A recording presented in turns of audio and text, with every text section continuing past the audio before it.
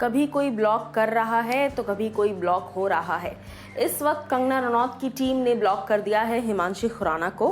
क्यों, ये मैं आपको बताने आ गई हूँ। नमस्कार दोस्तों, मैं हूँ ज्योति नाहक और स्वागत करती हूँ आप सभी का शुद्ध मनोरंजन में। हिमांशी खुराना ने, मैंने आपको बताया था, कल भी बताया था, परसों भी बताया था कि लगातार कुछ एक्टिविटीज़ हो रही हैं जहां पर कंगना के ट्वीट्स पर हिमांशी रिस्पॉन्ड बैक कर रही हैं और हिमांशी लगातार सवाल उठा रही हैं कंगना की सोच को लेकर। कल के दिन मैंने आपको बताया था कि हिमांशी ने शेमलेस कहा कंगना रनौत को और ये भी कहा कि अब ये स्पोक्स पर्सन की तरह बातें कर रही हैं। एक एक्टर, एक आर्टिस्ट ओपन हॉरिजॉन्टल माइंड से बात करता है, दिमाग के पर्दे और दिमाग का ढक्कन खोलकर बात करता है, बेसिक न्यूट्रल रहकर बात करता है। लेकिन जैसे कंगना बात कर रही हैं, ऐसा लग रहा है कि वो किसी एक पार्टी का प्रचार कर रही हैं। ये बातें हिमांशी ने, इस तरह की बातें हिमांशी ने कही थी और कहा था कि she is a spokes person now. Farmers, जो देश के लिए सबसे ज़रूरी जो जड़ है, पेड़ मजबूत होता है जब जड़ें मजबूत होती है। जड़ अगर परेशान है, दुखी है, जड़ को पानी नहीं मिल रहा है और वो सूखती जा रही है, उस चीज़ के लिए अगर वो आवाज़ उठा रहे हैं तो आप उनको टेररिस्ट घोषित कर रहे हैं, आप उनको ये कह रहे हैं कि ये एंटी नेशनल एक्टिविटीज़ कर रहे हैं।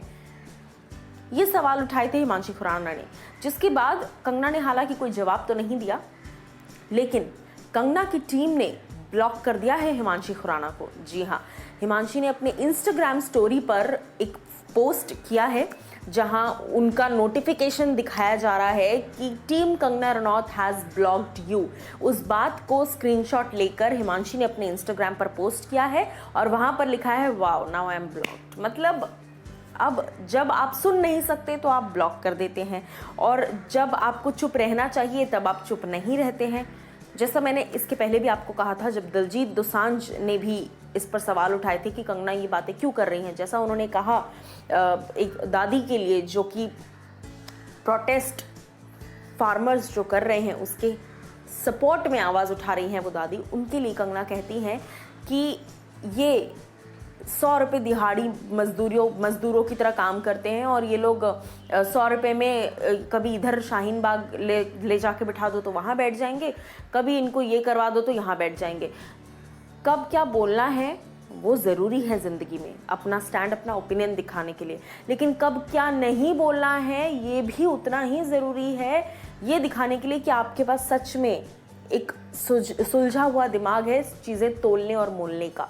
हालांकि कंगना ने उस ट्वीट को बाद में डिलीट कर दिया था क्योंकि कई एजेंसीज ने इस फैक्ट को गलत बताया जो उन्होंने बातें लिखी थी, लेकिन ट्वीट किया जा चुका था, डैमेज वाज ऑलरेडी डन। करके आप डिलीट कर दो, उससे कुछ फ़ायदा नहीं होगा। सो इसी बात पर हिमांशी ने भी कई सारी बातें कही थी, शेमलेस वगैरह वगैरह वगैरह, जो मैं आपको बता चुकी हूँ, रिपीट नहीं करूँगी।